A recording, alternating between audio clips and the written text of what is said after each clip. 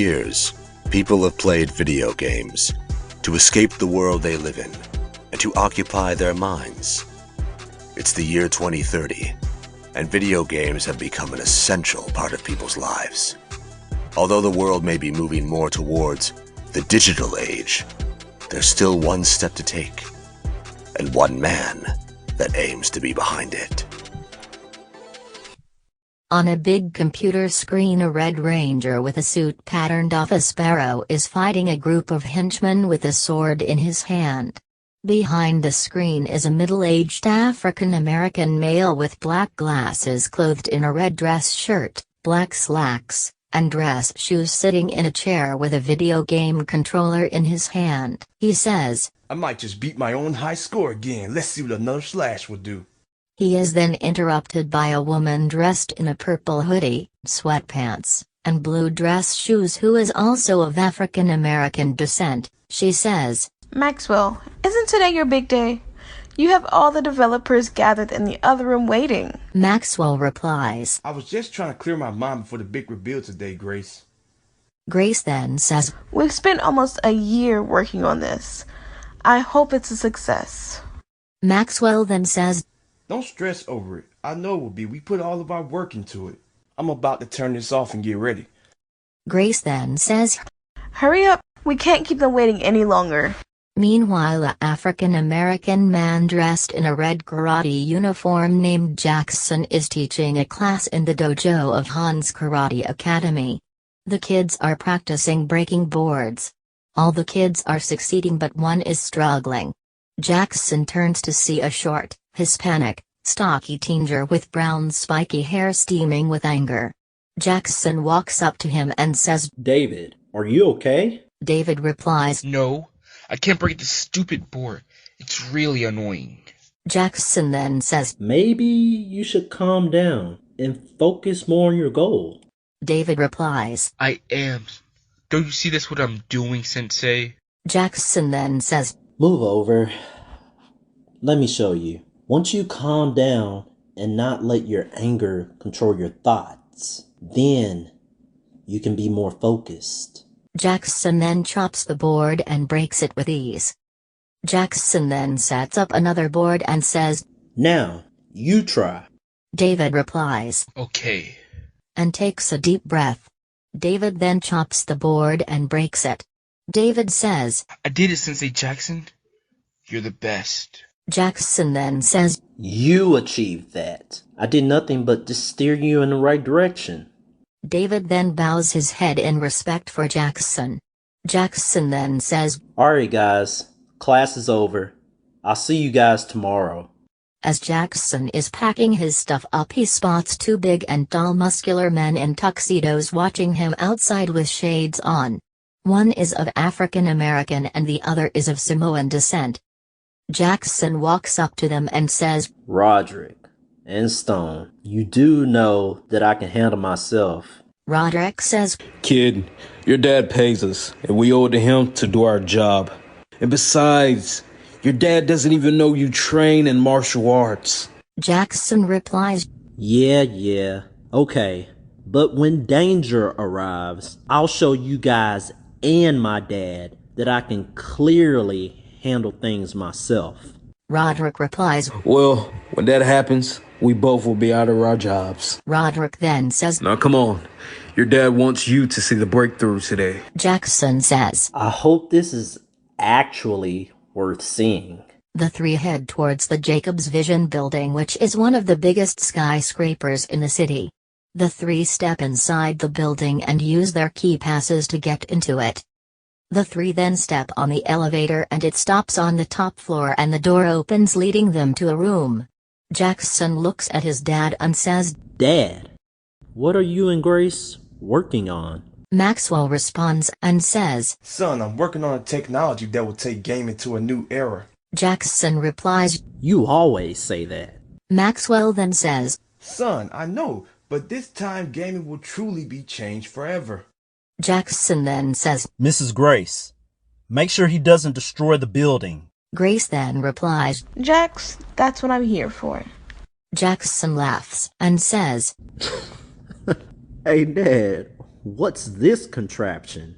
Maxwell looks with an excited expression on his face and says, Son, you gotta see this. This is the virtual transporter. This is supposed to transport humans like me and you into the digital dimension. This will help transport us humans into video games. The first game will be my upcoming title, Power Rangers Digital Beast. We are testing it with myself right now. Jackson says, Oh, that weird game where an avatar of our world joins the animal people to fight an invading threat of their world? Maxwell replies, Yes, son, and they are called Edenites. Now step aside and go sit next to the developers. Jackson says, All right, mad scientist. Maxwell steps inside the machine. The machine's appearance is that of a chamber and it takes up a quarter of the wall it's on. Maxwell says, Oh, Okay, Grace, make sure all systems are up and ready. When I say pull the lever, close the door and pull it. Grace replies, Oh. Okay. Maxwell then turns around and says, Developers and my lovely assistant, you are about to witness history in gaming as I, a mortal man, am about to enter a video games world and experience it.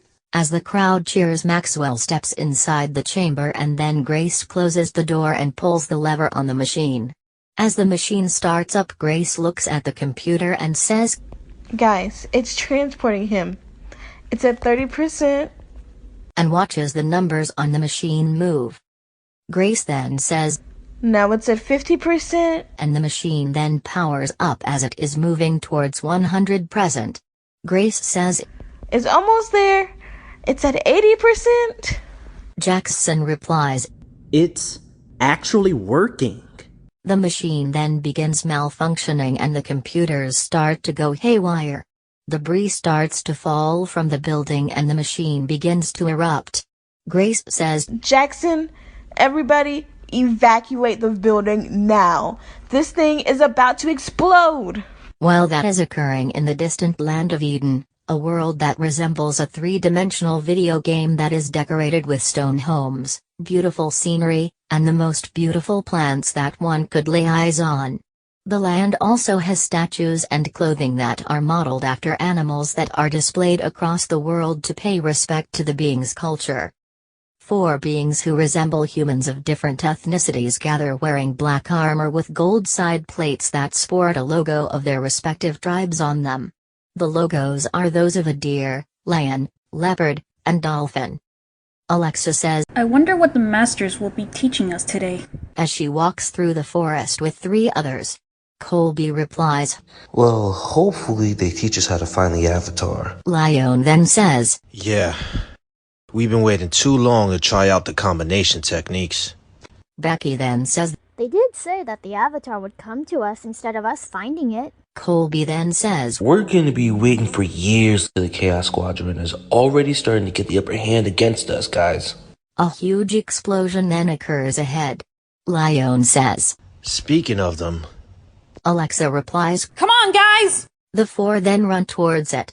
When they arrive at the scene, a creature with inferno-like skin and orange eyes who resembles a dragon turns around and says, Rangers, I see you showed up to witness your destruction. Colby then sarcastically says, Oh no, it's not this guy again. Lion then says, Roger, it's time we pack you and your whipping boys up again. Alexa then says, Let's morph! The 4 then pull out 4 prism-shaped devices that resemble handheld gaming consoles, slide different colored cartridges inside the sides of them and press a button on them. As they're in the process of morphing, their bodies begin being dissolved by a light. Back in the building, Jackson says, I'm not leaving my dad here. I gotta get him out of the transporter. Grace replies, Jackson, listen. There's nothing we can do. We have to go. Jackson then says, No! I'm going to save him. Roderick and Stone then run after him, grab him, and carry him outside the building while being followed by the other developers. The police and fire department arrive and make sure people have evacuated the area where the explosion occurred. Grace, the bodyguards, workers, and Jackson come back to the scene. Jackson says, I can't. I can't believe Dad is gone. I don't know what to do. He was always there to look after me. Grace then looks at Jackson as he looks distraught and starts crying. Grace goes over and comforts him. Grace says, "Don't worry, Jax. I'm going to be here for you no matter what. We're going to carry out your father's legacy." Jackson looks up at her and says, "You're all I've got left since Mom and Dad are gone." Grace looks at the firefighter and he says, "Ma'am, I think you might want to see what we found under the rubble." The two then run over to see what he is referring to. Grace then looks over and asks Maxwell, "How the hell did you survive that?" Jackson runs over to Maxwell and hugs him as if it was going to be the last hug they ever had. Jackson says, "Dad, I thought you were gone. I'm so grateful you're still here." Maxwell replies, "Yeah, I thought I was gone too, but the chamber I was inside must have protected me from the impact of the blast. The firefighter had to pry open the door and get me out of it." One of the firefighters walks over to Maxwell and says, "Well, sir, we couldn't recover anything from the explosion. You should call your insurance company to help deal with the rest. We're heading out now." Maxwell replies, "Who needs insurance when you have a backup plan?" Jackson looks at him and says, "What do you mean by backup plan, Dad?" Maxwell then pulls a remote out his pocket and presses the button and an underground cave opens up. The same firefighter then says, "Well, it looks like you've got this handled." The police and fire department then leave. Maxwell says, "Every second when something dies, something new is born." Grace looks at him and says, "You've had an underground base this entire time, and you didn't tell us?" Roderick says, "Yes, sir. Don't you think that's a bit shady?" Maxwell looks at everybody and says, "Calm down now, everybody. This is a place where I do my private studies, and I was only ever going to reveal it if something as catastrophic as we just witnessed happened today." Maxwell says, "Now, everyone, this will be our new base of operations. I'm sorry if I've kept this from you, but it was the only place where I could get some privacy. But now, since we don't have any headquarters, it will serve as such." As Maxwell finishes speaking, 4 different colored lights appear out the middle of nowhere and manifests into 4 beings. Maxwell says, "What in the hell just happened? Are those really characters from my game?" Grace then faints while Jackson and everyone else has a look of shock on their face. Later that day, Grace is woken up by Jackson and is laying in the bed in one of the rooms in the base. Jackson says, "Mrs. Grace, Dad needs you in the other room." The two then walk towards the main room of the base and look at Maxwell speaking to the 4 beings. Maxwell says, "It's good you've woken up, Grace. Now we have to get to the problem at hand. So you for telling me you were transported from your dimension with the machine I built that's now destroyed, and now you need my help getting back home?" One of the beings then looks over and says loudly, "Creator, you haven't even let us introduce ourselves yet." The other being then responds and says, "Shut up, Leon." The two then look at each other as if they're going to engage in a fight, and Maxwell stops them and says, "I know you four's names. Me and Grace created you with the help of our team." Lion then says, "So, can we call her co-creator?" Grace then responds and says, "No. My name is Grace. And everybody, this is Leon of the Lion Tribe, Colby of the Deer Tribe, Becky of the Leopard Tribe, and Alexa of the Dolphin Tribe. I know this seems crazy, but these are the characters that you all, me, and Maxwell created in the video game." Maxwell says, "Well, thanks for stating the obvious, Grace." Jackson then says, "Unbelievable," and asks, "Dad, how are they going to fit in with our world?" Maxwell replies, Son, chill. They'll blend in perfectly with us. They look like us. They just have abilities that we don't have. All I need to do is get them some clothes, and they'll be fine." Maxwell then says, "I hate to break it to you, but the blueprints in the machine I built were on the counter in the building that was destroyed when I was testing the machine. They were the only thing I couldn't recover from it. I'm sorry. The machine took myself, Grace, and my team a year to create, and making another would take us even longer without the blueprints. Grace then replies, Hopefully this one works.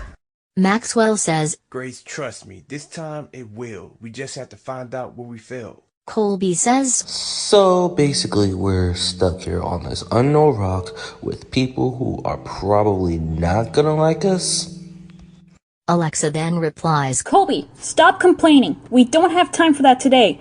Our only choice is to put faith in what the Creator can do at the moment. Colby then says, Whatever, Alexa.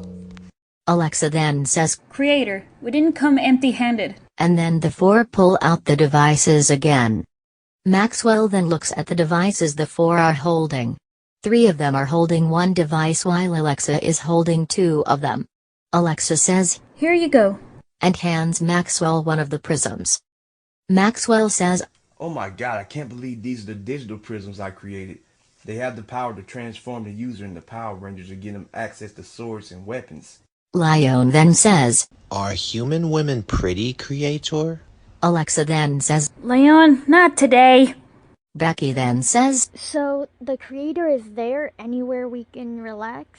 It's been a lot to take in today. Meanwhile in the nearby forest a dark light manifests into a ship and it lands on the ground. The ship is shaped like a rectangle and has an exterior that is black with purple stripes on each side with huge blasters poking from the top of it. The interior is plastered with a golden decor and is filled with databases and machines. 4 beings step off the ship and into the forest of Earth. The leader of the group named Cyan directly looks outside and says, Sela, where are we? This looks nothing like the world we are trying to conquer. Zila looks at the ship's computers and then replies, Yes, Master. This isn't just a different world, this is also a different dimension we're in. It appears we've been brought to the planet Earth. It's a planet that's only been described in the universe we're from. It has such life forms as animals and humans, plus it has no Edenites, might I add. And the planet can also sustain other life such as plants and has resources such as water, minerals, etc. Roper then says, Don't underestimate them. Even if they don't have the Edenites, they may have the equivalent. Cyan says, Groper, you heard her. There are no Edenites, so that means there will be no threat to our conquest. These weak humans and other life forms could be useful to us. I say we conquer this dimension, take over this planet, and use everyone who defies us as slaves. Zila replies, Master, the nearest city is a tech giant that houses some of the biggest tech industries in this world. It's named San Hernando, California. Cyan says, This shall be the first place to witness our wrath. Roger, you're up first. Go make those humans suffer and bow down to me. Rogier responds and says, Yes, Master. Whatever you desire. Racer replies, Why does he get to go first? I would have liked to make these humans crumble beneath your feet, Master. Cyan then replies, Razor, stay in your place. You will have your role soon in conquering this planet. Now sit and wait for your chance. Racer replies, Yes, Master. Groper then mumbles under his breath. Ignoramus. Racer looks at him with a face of disdain. Rogier says, Razor and Groper, don't worry. You guys might not get to join the battle, but on the bright side, you'll get to witness me at my best. Back at the base, Maxwell responds by saying, Yeah, Becky, we do, but you'll have to bear with me. Guys, your tribal clothing is nice, but you'll have to wear something to blend in with our world first. Also, Grace, I'll need you to check to see if anything else came to this world. I feel like there may be even more that came here. Grace then goes into the other room and says, I think we have some company. Maxwell comes back from the room with clothes and says, Here's some clothes. The 4 then depart and go to the bathroom to change their clothes. The 4 then depart and go to the bathroom to change their clothes. The 4 steps back out and gaze at their new attires as Alexa is dressed in a silver t-shirt, blue jeans, and tennis shoes. Colby is dressed in a green dress jacket, green dress pants, and casual shoes. Lion is dressed in a yellow tropical shirt and khaki shorts, and sandals. Lastly, Becky is dressed in a pink summer dress and black high heels. The four become shocked and awed over their new attires. Lion says, I like these new clothes. Colby then says, It isn't better than what we had, but it works for now. An alarm then rings from the Rangers' prisms, and on the screen Rogue is seen with an army of pixels ravaging through the forest. Maxwell then replies and says, I knew you would. I know good style, but we don't have time to bask in it. I need you guys to have your prisms on you at all times. It looks like you guys weren't the only ones who came here. The Chaos Squadron has followed you, and I need you guys to use the powers that you were gifted to stop them. Maxwell then says, Everyone, we are ceasing all other operations to combat the Chaos Squadron as of today. I suggest you guys better hurry up and get down there before the forest is in pieces. Roderick says, Sir, are you sure? How are you gonna make money? Maxwell then says, In all honesty, I do have enough saved up in investments and stocks to take care of my grandkids. Maybe even my great-great-great-great-great-grandkids. Grace says, Sir, come back to Earth. Maxwell then says, Right. As an old ranger once said, guys, it's time for you to suit up and kick into action. Lion then says, We can never catch a break from those guys. Alexa says, I know this isn't important, but I have one question. Who's going to use the fifth prism? Somebody from another world is supposed to join us in the fight. Maxwell replies, Don't worry, Alexa, I'll figure this out. I got this. As he grips the prism, he then looks over at them and says, I assume you guys know how to morph? Colby then replies, Of course we do. Now stand back and let us handle the rest so we can get this over with already. Maxwell then stands back and nods his head in agreement. Alexa then looks at the other four and says, Are you guys ready? Lion with excitement in his voice says, As ready as we'll ever be. Colby annoyingly says, Oh, brother. The four then nod their heads in agreement. All four pull out their digital prisms with different colored cartridges, insert them in the sides of the prism and press the button with a ranger icon on it and says, Digital prism! Digitize! All four then go into a morphing sequence, and then prisms alongside digital grids form around them and crystallizes into Power Rangers suits. On the other side of the room, Jackson is watching from afar and says in his head, That was the most coolest thing I've ever seen in my life. I've only watched Power Rangers on TV and not in person. Back in the forest, Rogue and metallic insect-like creatures are causing havoc until the Rangers arrive in the forest. Rogue says, Keep charging ahead. We will start with this force. Then go into the city, Pixels. These life forms won't know what hit them. The Rangers then arrive and Alexa says, There they go! Let's take them on! The four agree and charge at the Pixels and Rogue. As the Rangers are charging at Rogue, he says, I can't believe it. You Rangers are here too. I'm gonna make you regret that you followed us here. Pixels, make an example out of them. Colby says, Why don't you go back to being Zion's bitch? This world isn't even worth conquering. Rogue replies, You will be the first I'll make an example out of. Lion then pushes Colby aside. Lion roars loudly and says, Let's go! And the sound wave amplifies from the roar and knocks the Pixels back. The Rangers engage in battle against Pixels, hitting them with punches and kicks. The Rangers then jump back and Lion says, We've taken some of them out, but there's still a lot of them. Alexa replies, Let's summon our weapons! The Rangers then pull out their prisms and scroll through the weapons selection screen on the prisms to find their weapons. The weapons then synchronize in their hands. Alexa says, Dolphin Trident! Lion says, Lion Mallet! Colby says, Dear shot! Leopard Bow. The Rangers then charge back into battle against the Pixels. Alexa slices them down with her trident. Lion knocks them down across the forest with his mallet. Colby shoots them down with his gun. Becky hits them with her bow and arrow with pinpoint accuracy. After the Rangers take down the Pixels, Rogier says, You may have beat the Pixels, but you won't beat me. I will claim victory over you, in the name of Scion.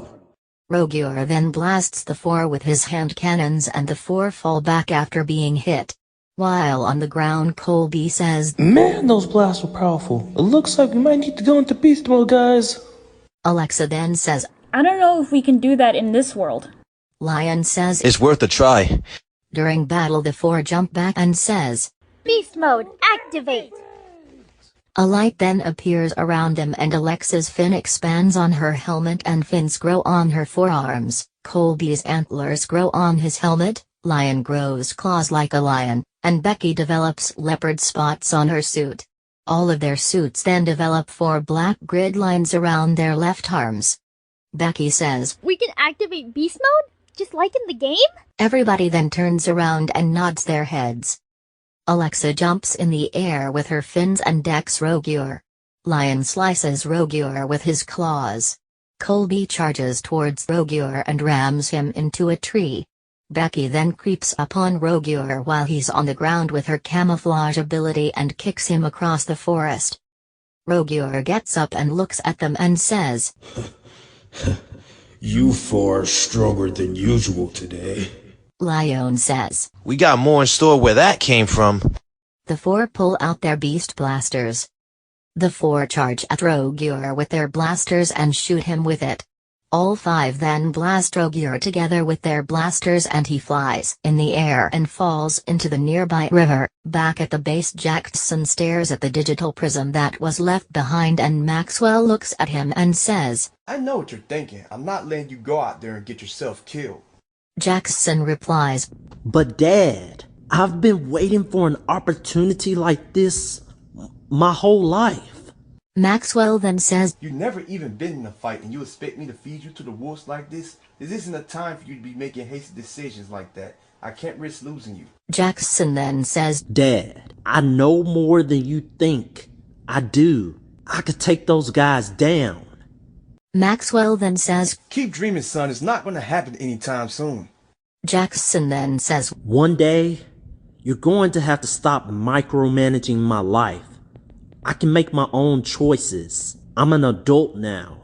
Maxwell then says, You might be an adult, but as long as you're in my house, you'll live by my rules. After all, I was the mind behind everything that you've seen happen today. I think I can handle the situation better than you, son. Roderick says, Sir, with all due respect, there's a difference between being smart and being physically fit for a fight. Let me or Stone use the prism. Grace then says, I'm not saying that Jackson would be the best for this, but I don't know about you going out there either. Think about the decision you're making.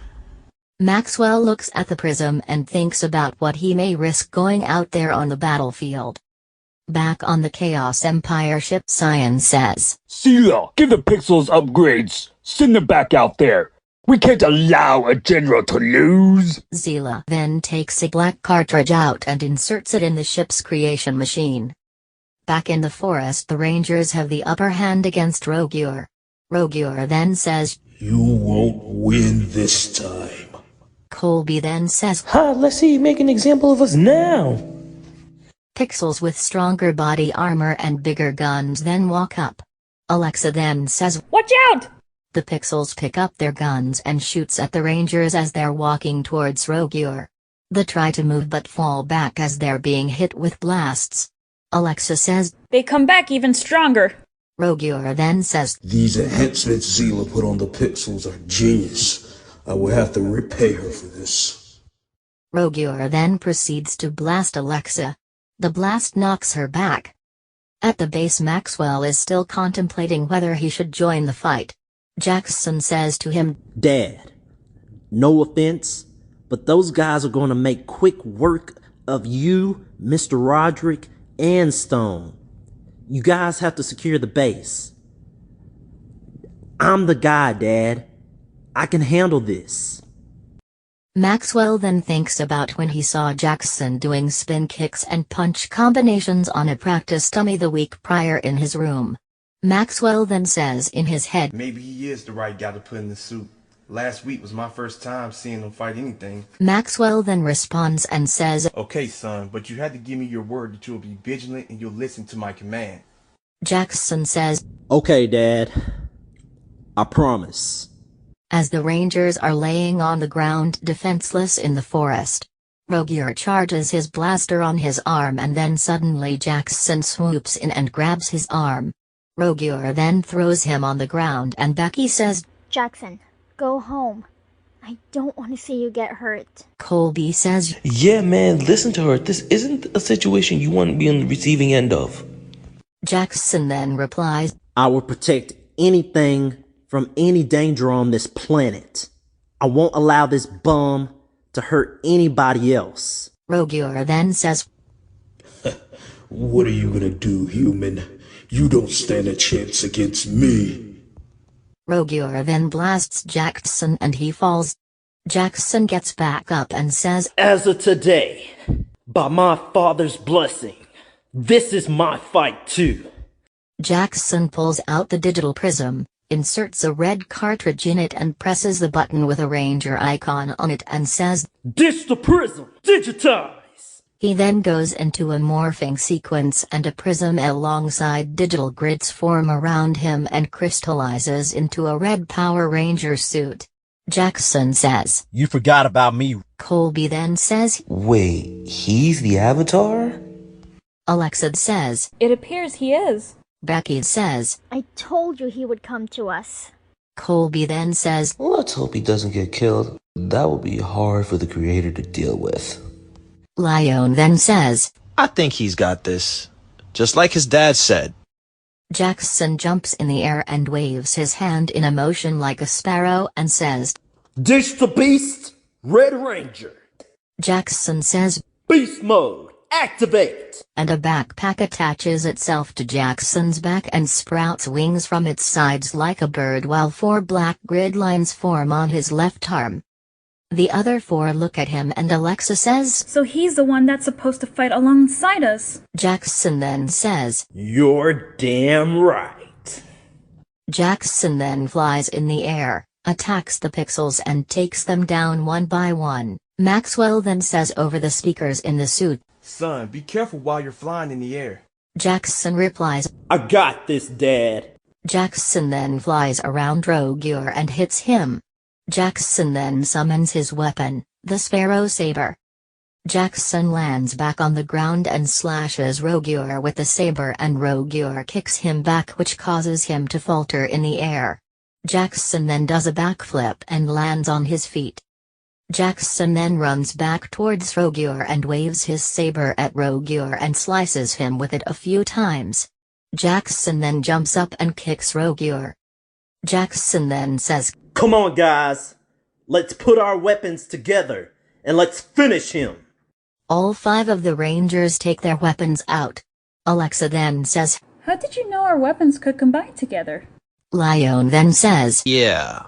How do you know about the combination techniques? They are sacred. Jackson replies, Let's just say my dad gave me some tips before I showed up. Colby then says, Let's not waste time with this and give him a chance to escape.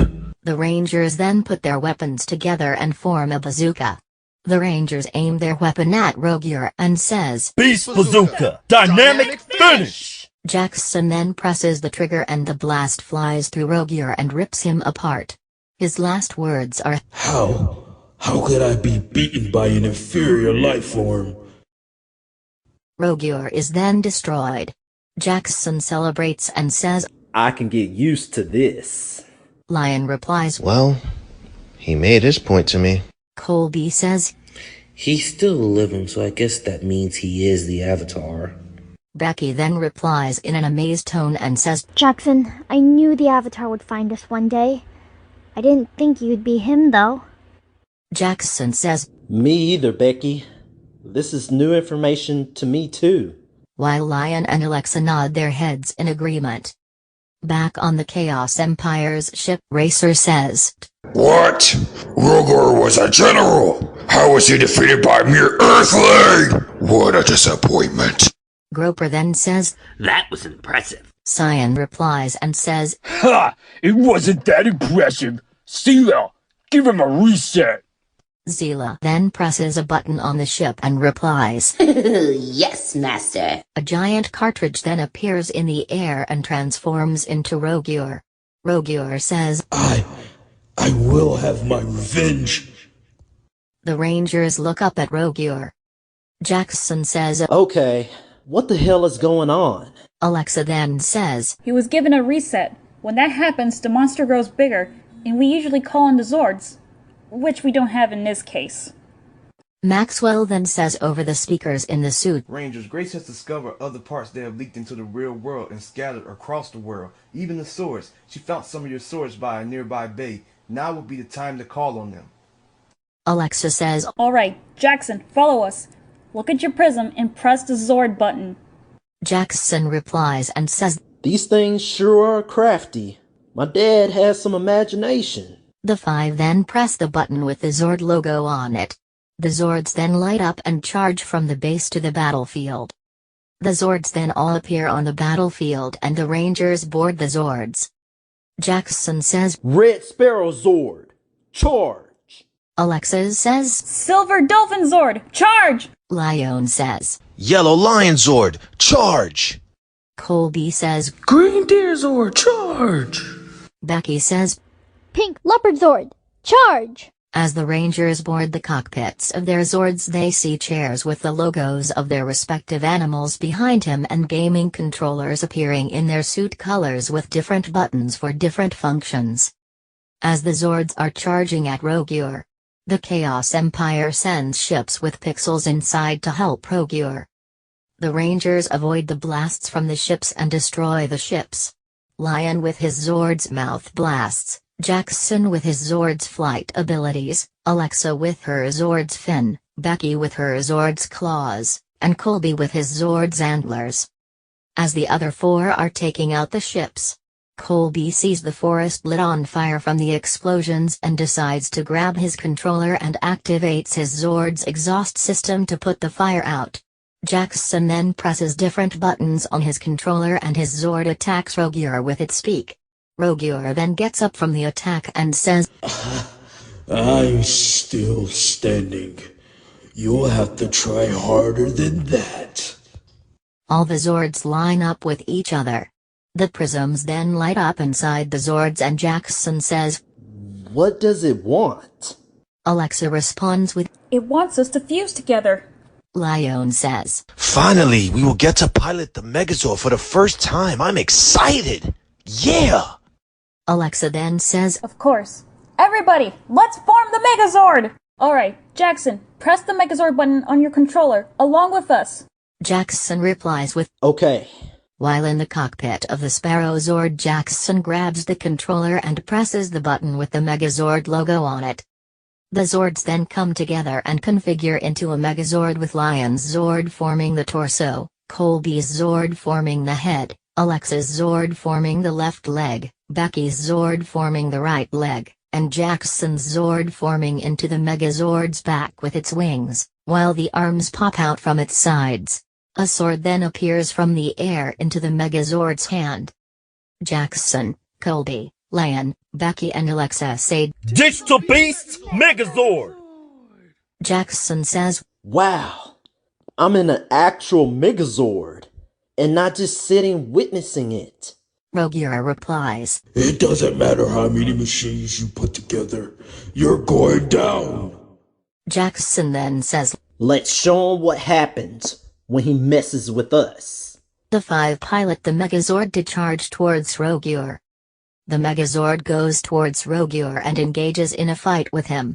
The Rangers then pilot a Megazord to punch Rogur. The punch knocks Rogur back and the Megazord moves back towards Rogur. Jackson says, Everybody, let's end this. And the five Rangers press buttons on the game controllers inside the Zord and say, Digital Beast Megazord! Final slash! The Megazord waves its sword and slashes Rogur in a forward motion. Rogur then falls over and his body bursts into an explosion. As the explosion clears up, Jackson says, That level? has been cleared. Later that day, the 5 Rangers walk in the base helmetless and everyone is clapping, congratulating them on a job well done. Maxwell says, Son, you really showed me that you can handle things on your own today. I'm proud of you. Jackson says, Thanks, Dad. Maxwell then says, When I peeped in to check on you a week ago, I meant to ask you this. Where did you learn those moves? Jackson says, I've been training in martial arts for years. Maxwell says, How could you not tell me? Jackson replies and says, Well, you would have been acting all overprotective and everything. That's why. Maxwell says, I apologize. You certainly are more qualified to be a ranger than I thought. Jackson then says, Don't beat yourself up. I understand. Maxwell then says, Once again, son, I'm proud of you, and I'm sure your mother would be too. Lyon then says, Look, guys, we're on TV! The mayor says, We would like to formally thank the Power Rangers. Our city is in good hands thanks to them. This city supports their efforts. Jackson then smiles and Colby says, You might be smiling now, but when things get hard, it'll go away. Lyon then says, Stop being such a damn stick in the mud. Colby then says, Whatever, man. And walks off.